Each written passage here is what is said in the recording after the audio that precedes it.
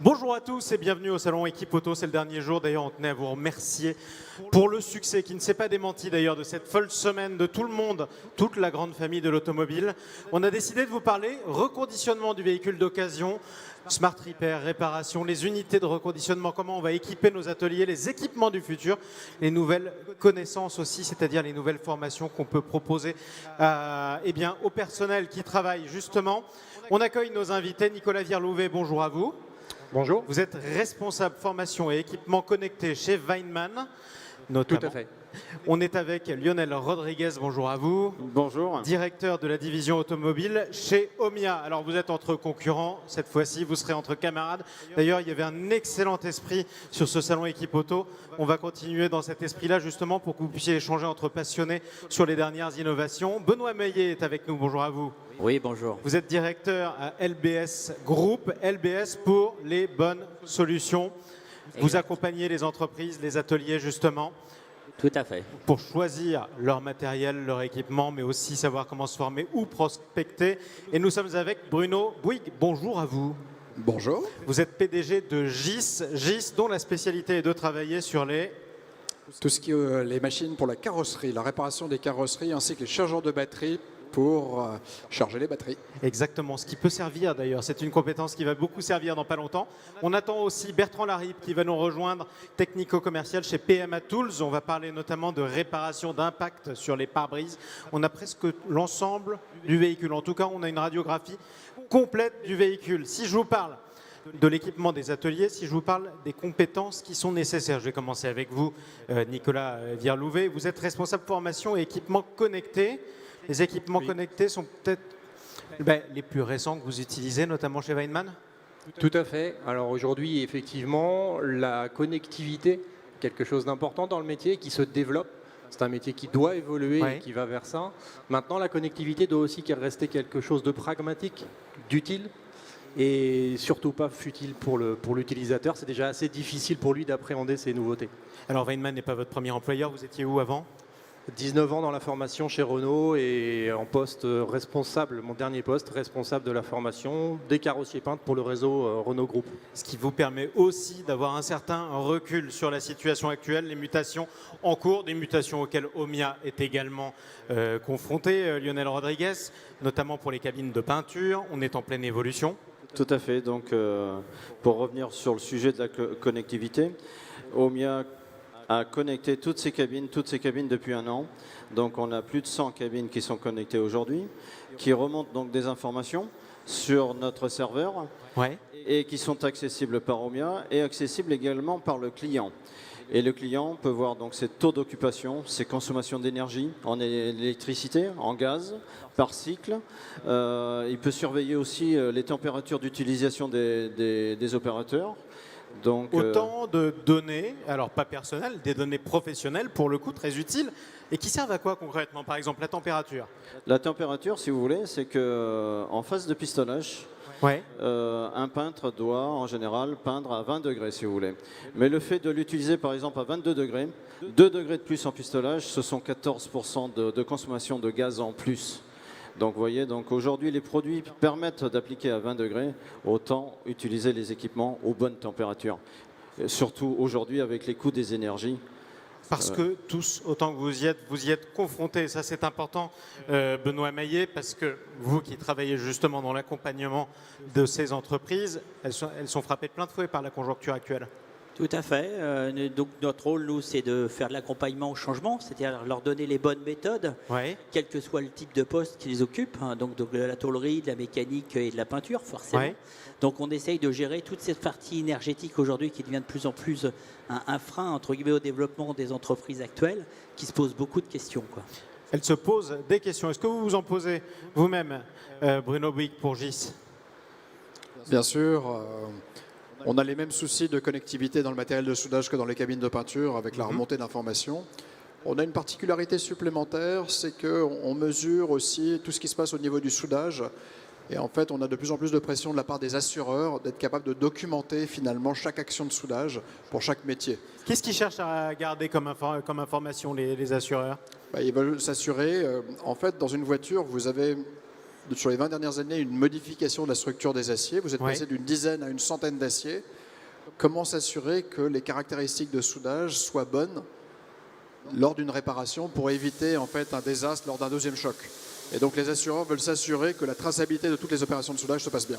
La traçabilité de chaque action, on va attendre un tout petit peu la fin de la soudure d'à côté, même si ce n'est pas du tout le bruit d'une soudure. On va faire comme si. La traçabilité de chaque action qui permet d'avoir, d'une part, le carnet de santé, le carnet d'entretien du véhicule, ses forces et ses faiblesses. Et ça, Tout à fait. pour vous aussi, ça change tout ou c'est pour vos assureurs? En fait, aujourd'hui, sur le marché français, on n'a pas une obligation, mais sur le marché anglais, aujourd'hui, il ne peut plus se vendre de produits sans traçabilité complète. C'est ça. Et ça nous pend au nez ici ou pas? Ça nous pend au nez en Europe partout. En Europe, partout. Donc ce sera très important. On va parler maintenant du matériel. Ça, c'est important puisqu'on est en période d'innovation, comment dire, fulgurante. On est aussi en train d'être confronté à un changement du parc roulant avec la vitesse grand V. Est-ce que ça vous demande, par exemple, chez Weinmann, eh bien, d'acquérir des matériels et de vous familiariser avec des équipements auxquels vous n'auriez pas été familiarisé du tout il y a quelques années? Bien sûr, aujourd'hui le remarketing VO, puisque c'est le sujet, Ouais. impose des changements techniques et aussi des changements humains, mais je pense qu'on en parlera par la suite sur l'accompagnement. Maintenant, les changements techniques, c'est la création de systèmes ou d'équipements qui permettent ce type de réparation, qui sont idéaux pour ce type de réparation. Weinmann a travaillé là-dessus, effectivement, on a conçu le One Day Repair, qui est une aire de travail dans laquelle on peut réaliser les opérations stationnaires, donc de A à Z, Ouais. ponçage et peinture, ce qui ne se faisait absolument pas avant et qui est même contre-idéologique pour un carrossier peintre. Pourquoi contre-idéologique? Parce qu'on ne ponce pas dans une aire dans laquelle on peint, puisqu'on crée des C'est ça. pollutions. Donc il a fallu développer des techniques et des process pour que cela fonctionne parfaitement, et c'est le cas aujourd'hui. C'est presque le retour au taylorisme finalement, c'est-à-dire toute une équipe complémentaire qui tourne autour du même véhicule.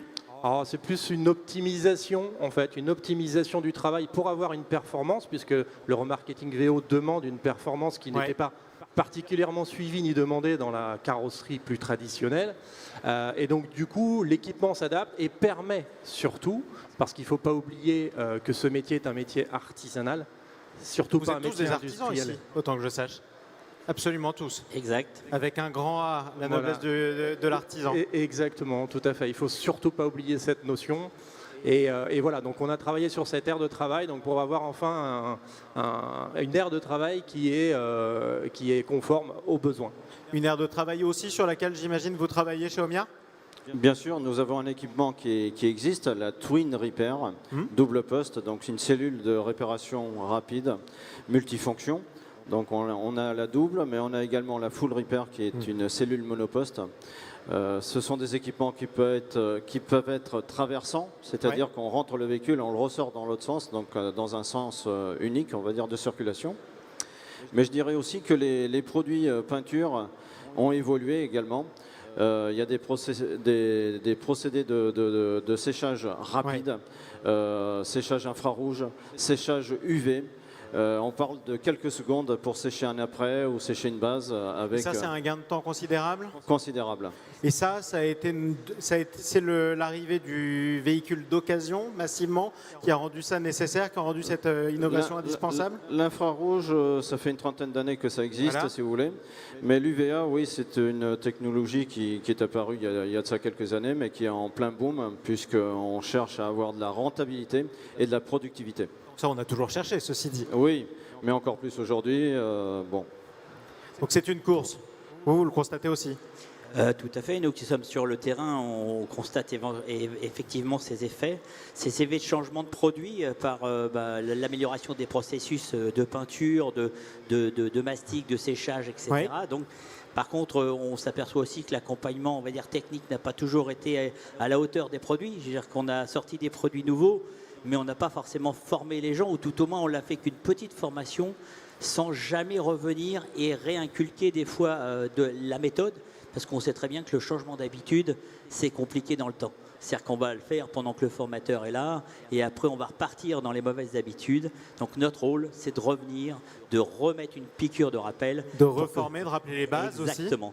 Puis il y a aussi un peu de changement de personnel, donc forcément il faut reformer les nouveaux qui arrivent dans des grosses structures, surtout de reconditionnement. Et c'est la raison pour laquelle la formation prend de plus en plus de place, en tout cas en ce moment, elle est indispensable. Exactement, exactement, surtout sur le smart repair, entre guillemets, qui est un sujet très à la mode, autant le VO, mais aussi dans la vente additionnelle pour la collision, parce qu'aujourd'hui, on sait que les assureurs ont serré quand même beaucoup les tarifs sur la collision, et le moyen de s'en sortir aussi, c'est de faire de la vente additionnelle, et le smart repair en est un exemple vraiment flagrant pour pouvoir amortir les coûts de fonctionnement d'une cabine, entre autres. Comment les amortir? Des coûts de fonctionnement aussi, on le fait pareil sur la carrosserie?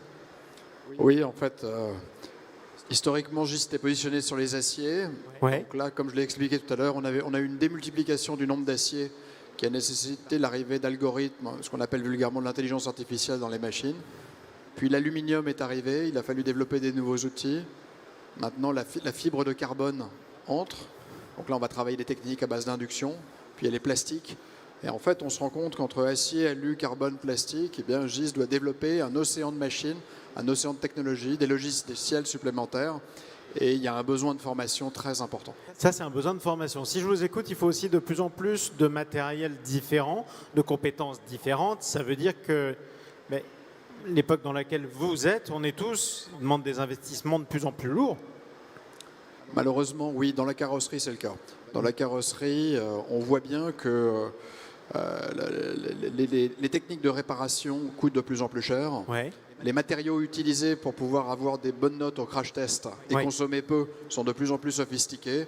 Et donc, il y a une course aux équipements pour permettre la réparation de ces nouveaux aciers, de ces nouveaux carbones, ces nouveaux alus, etc. Et comment vous faites pour vous rattraper si votre investissement coûte de plus en plus cher, si c'est une tendance lourde, il faut quand même que vous continuiez à vivre, à embaucher par exemple, à faire des profits. Donc, c'est quoi le modèle?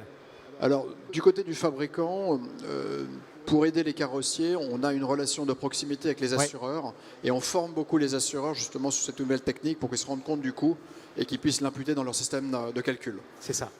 Et c'est comme ça que vous vous y retrouvez. On a parlé d'algorithmes. On a parlé, même moi j'étais il y a quelques jours sur Mobility TV avec l'un des responsables du design chez Mobilize qui expliquait qu'il commençait à calculer les endroits où la matière doit être la plus dense sur le véhicule et d'autres où elle doit être moins dense, un peu à l'image de ce qu'on a dans nos os et dans le corps humain. C'est une évolution quand même technique qui est considérable et qu'on retrouve dans tous les domaines. Comment vous vous adaptez à ça, par exemple? Comment on peut s'adapter à ça quand on travaille sur la peinture et quand on peint ce genre de matières qui sont toutes de plus en plus différentes? Alors en fait, peindre sur différents matériaux n'a pas réellement d'impact. Aujourd'hui, techniquement, on met notre après sur du plastique, sur de l'aluminium, sur de l'acier. En termes de process de réparation peinture, ça n'a pas d'impact réel pour le réparateur. Pour le réparateur. Est-ce que vous êtes confronté, vous aussi, à une hausse des investissements ou pas? Oui, bien sûr. Et puis donc, c'est pour ça que sur notre stand, nous avons un co-exposant, même deux, donc LBS, les bonnes solutions, mais nous avons également le CESVI, le technocentre de formation au nord de Poitiers, qui donc dispense des formations dédiées au Smart Repair. Il y a toutes ces nouvelles technologies et méthodologies de travail. Toutes ces nouvelles techniques et ces nouvelles technologies, un mot? Et effectivement, donc pour ce Smart Repair, l'investissement, je pense qu'il est bien sûr du côté des matériels. Et pour notre part, il est principalement, je pense, du côté humain. Du côté humain, et c'est pour ça qu'on y vient d'ailleurs. D'abord parce que la formation où vous en venez. On va attendre la fin de celle-là. C'est une petite pause. C'est comme une pause avec les pop-corn, ne vous inquiétez pas, ça va revenir dans quelques instants. Donc la formation, vous en avez fait pendant presque 20 ans, chez Renault notamment. Vous êtes aussi responsable de la formation chez Weinmann. Et on n'a jamais eu autant besoin d'être formé. Alors oui, en effet. Alors, je ne suis pas pour ça. En fait, je suis chez Weinmann parce qu'effectivement, il y avait un vrai besoin de formation. Vous êtes arrivé comme ça parce qu'il y avait un vrai besoin de formation. On est en train de changer de génération, j'imagine, de réparateurs, de techniciens, d'ouvriers. On est aussi en train de demander à quelqu'un qui a appris à travailler sur une Clio ou alors sur une Twingo, de travailler sur une Tesla. Et ça change tout. Alors ça ne change pas tout. Il faut savoir que chez Renault, aujourd'hui, la technologie, on prend un généraliste comme Renault, que je connais bien, effectivement. Les technologies employées en tant que matériaux sont quasi identiques que chez d'autres constructeurs qui sont beaucoup plus premium. Donc ça veut quand même dire que toutes ces technologies, alors on va parler bien sûr de matériaux, on va aussi beaucoup parler d'ADAS qui impactent directement le métier des carrossiers peintres. Ça, c'est très important. L'électrification, on en parle de sécurité des carrossiers peintres, donc là, on fait très attention là-dessus.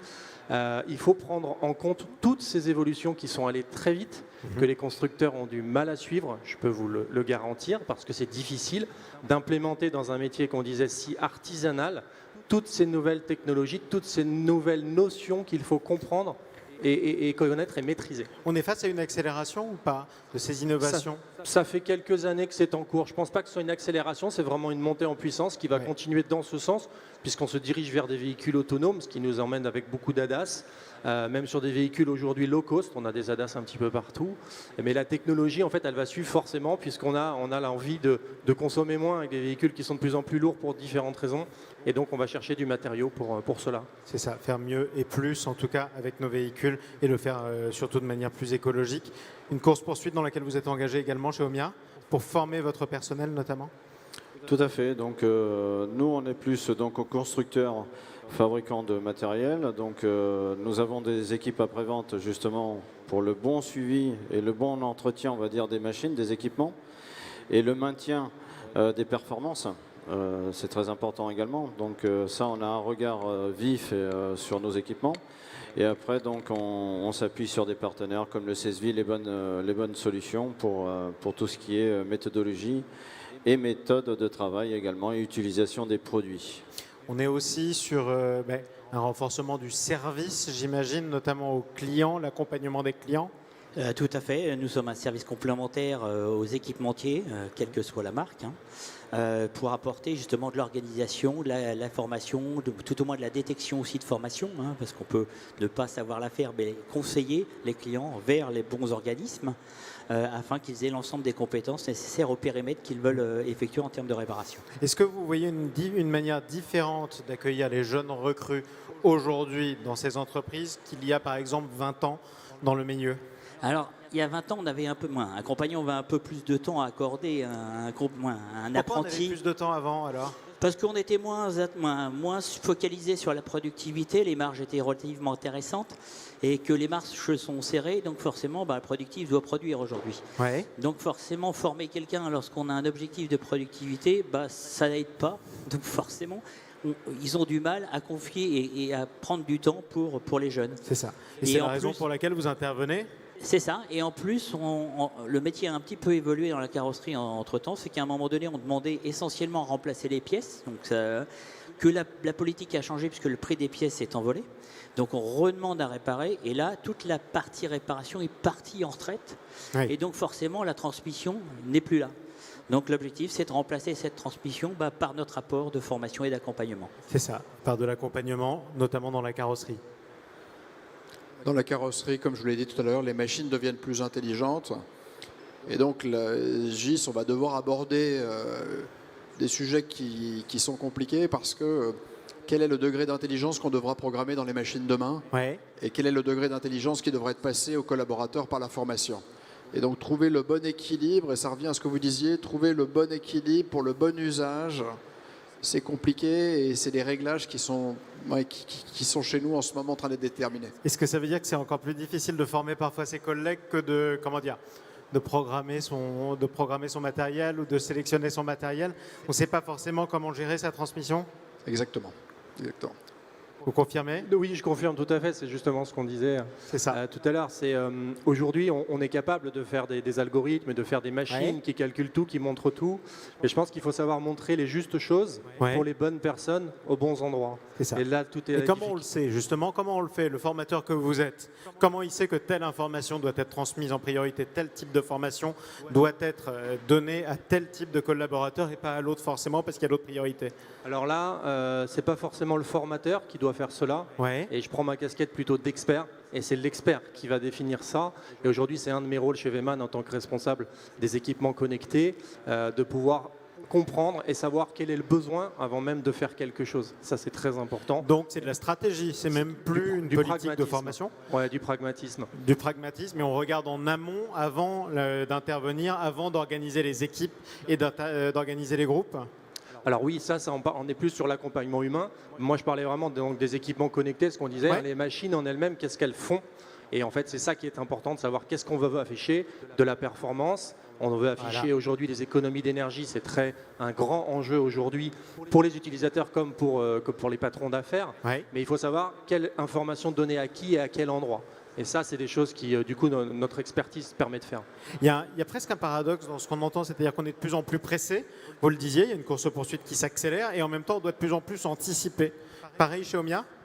Tout à fait. Donc sur nos équipements, par exemple, vous avez donc, puisque nos cabines sont connectées, vous avez des remontées sur les entretiens à venir. Donc au lieu de faire du curatif, on va plutôt faire du préventif. Ouais. Donc il y a tout ce qui est partie filtre. On a énormément de consommables sur nos cabines, en entrée d'air, des filtres de finition à l'intérieur, des filtres sol.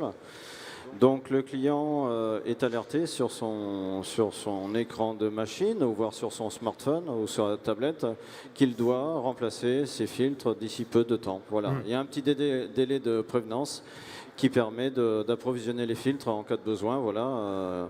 Ce qui est le même principe que le voyant qui s'allume, faire révision parce qu'on approche du nombre de kilomètres concrètement. Et ça, on le voit de plus en plus. Tout à fait, c'est le voyant orange. Exactement. Tant qu'il n'est pas rouge, a priori, on peut continuer à rouler. Ça, Exactement. on avait appris ça Exactement. pendant le permis. On anticipe de plus en plus, on a de plus en plus d'informations à anticiper aussi sur le véhicule. Est-ce qu'on peut dire que le véhicule est plus compliqué, plus complexe qu'il ne l'était il y a 20 ans, ou finalement c'est une idée reçue ? Pour moi, c'est une idée reçue. Je veux dire, c'est plutôt les méthodologies de réparation qui évoluent, et pas le véhicule par lui-même, tout au moins sur le milieu de la carrosserie. La mécanique, c'est un autre sujet. Bien sûr. Là, on est complètement à l'inverse. Donc nous l'intérêt de LBS, c'est de trouver la bonne organisation en fonction de tous les outils connectés, pas que la cabine, puisque aujourd'hui, tout le monde fait de la connectivité, chacun de son côté. On est tous connectés, de toute façon. Donc on en voit partout. Donc l'objectif, nous, c'est en fonction des choix des investisseurs, donc nos clients, de trouver la bonne organisation à travers l'ensemble de l'atelier complet. Alors, et bien sûr, à travers le front office et le back office, bien sûr. Alors, je rebondis justement sur le sujet de la technologie de nos véhicules. Je l'ai vécu pendant 19 ans, cette évolution, puisque en tant que responsable de la formation du groupe Renault, je devais appréhender les nouvelles technologies pour que nos carrossiers peintres soient capables de les réparer, de réparer nos véhicules. Et je trouve que, effectivement, c'est pas que je trouve, c'est depuis quelques années, s'il y a eu une véritable évolution technologique, tant en termes de structure, dû effectivement à la volonté d'allègement des véhicules, ça c'est impératif. Donc pour nos carrossiers, il y a des nouvelles choses qui sont arrivées, mais qui n'ont pas été suffisamment anticipées, on n'a pas suffisamtement formé ces nouvelles... Est-ce que c'était facile ou est-ce que c'était possible de les anticiper ? Oui. On aurait en tout cas, ça aurait été plus facile, facile de former, mais ça demande du temps, de l'argent, et on l'a dit, c'est pas facile de trouver du temps dans les ateliers, d'y consacrer du temps. Mais aujourd'hui, la formation que je n'appellerais, moi pourtant en tant que responsable de formation, je l'appellerais plus formation, mais accompagnement. On va devoir aller beaucoup plus loin.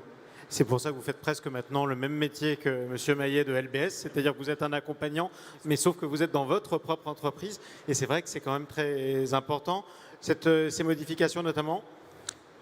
Un exemple qui est intéressant, dans la structure d'un véhicule aujourd'hui, on doit faire face à un nouveau problème. Il y a 20 ans, il y avait peut-être 3 ou 4 connexions terre pour toute l'électronique du véhicule. Vous aviez votre radio. Aujourd'hui, il peut y avoir jusqu'à 200 connexions terre sur une centaine de types d'acier ou d'aluminium. Comment est-ce que vous arrivez à souder ces goujons de prise à la terre ? Parce que si c'est mal soudé, eh bien, vous commencez à avoir des perturbations sur l'électronique et la voiture s'arrête. Donc, un des sujets, par exemple, très intéressants sur lesquels on travaille, c'est la soudabilité de ces mises à la terre, où s'arrête la formation et où commence l'intelligence artificielle des machines. Et on a du mal à trouver. Je pense que c'est le marché qui va nous dire au fur et à mesure des expérimentations quelle va être la bonne équilibre. À partir de quand tu arrêtes de former et à partir de quand tu investis dans un logiciel ou dans une intelligence artificielle. Et qui saura faire la bonne soudure au bon endroit, au bon moment, sans vous poser de questions. Est-ce que c'est là que va se faire la différence, justement, entre les différentes entreprises ? Probablement. Aujourd'hui, il est clair que c'est intéressant, cette frontière entre la technologie et l'humain. Et là, c'est un sujet qui me touche particulièrement parce que, effectivement, l'humain, il a sa part de responsabilité et de savoir-faire qu'on doit peut-être l'aider à avoir. Mais il y a aussi une partie, effectivement, que la machine peut prendre en compte. Il faut bien prendre ça. Nous, aujourd'hui, on va afficher, donc on affiche sur nos cabines des consommations d'énergie, par exemple, mais ça n'enlèvera jamais le bon sens du peintre Non. De lui dire, voilà comment tu dois faire, est-ce que tu dois faire. Et ça, c'est de l'accompagnement, parce qu'on s'aperçoit en plus que ce sont des métiers qui sont difficiles à faire bouger dans les habitudes. Mais oui, bien sûr. Et puis en plus, c'est un peu frustrant même. C'est presque un peu frustrant de se dire qu'après tout, telle tâche, on s'arrête parce que l'ordinateur ou l'intelligence artificielle le fait mieux que soi, non? Oui, tout à fait. Et donc, c'est pour ça que la prise en main à distance fait la différence. Néanmoins, on ne remplacera pas l'intervention sur site. Et donc, par exemple, pour Omia, donc, nous avons 40 techniciens sur le terrain, des employés Omia, et ce qui fait notre force. Voilà, il faut être là au bon moment. Et on sait faire aujourd'hui. Et comment on prévoit pour être là au bon moment? Comment on sait qu'on intervient quand il faut? Eh bien, on est alerté à la hotline chez Omia. Ouais. Les clients, on est presque pré-alerté d'un souci bientôt. Ouais. Ça va être ça. Et avec le maillage de techniciens que nous avons sur le terrain, donc nous avons un technicien à 1h30 au maximum de chaque client. Bon, vous êtes presque devenu un dépanneur, non?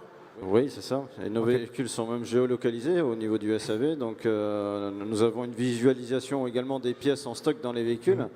Donc tout ça fait qu'on est réactif et encore une fois, toujours dans le même sens d'être là où il faut, quand il faut. Donc anticiper, toujours anticiper et surtout être réactif, c'est-à-dire que c'est un service après-vente permanent. Indispensable aujourd'hui, quand on parle de productivité, une journée de production perdue, c'est perdu. Il ne faut pas croire que les gens vont travailler 2 fois plus vite pour faire ce qu'ils n'ont pas fait la veille.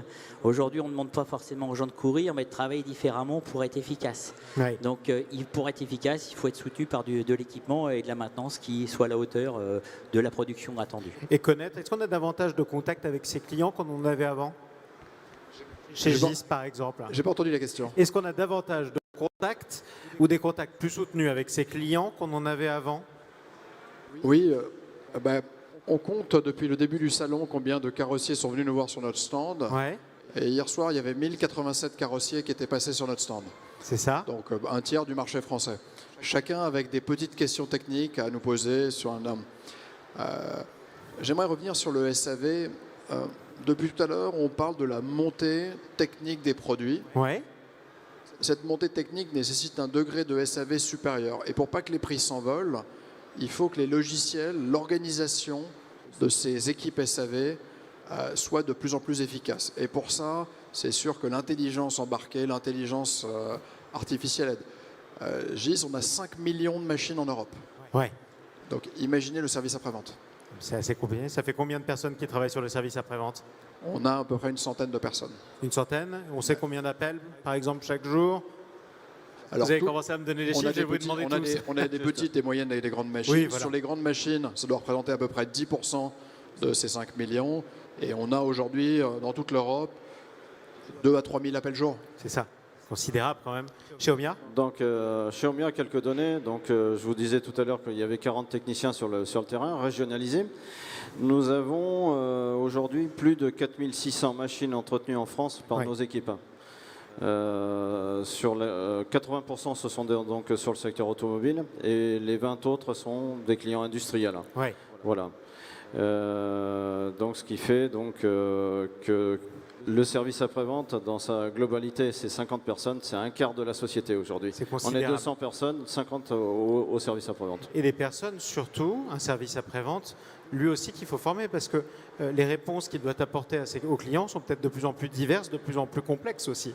Oui, et effectivement, ce n'est pas le tout de faire évoluer ces machines pour les clients. Ouais. Il faut aussi qu'en interne, dans les entreprises, tout le monde soit au même niveau d'information. C'est ça. Et le service après-vente est aussi une remontée intéressante qui nous permet de faire évoluer nos matériels en termes de fiabilité. Le retour d'expérience, par exemple, vous savez ce qui marche de moins en moins, ce que peut-être le client comprend moins bien, le message qui passe mal.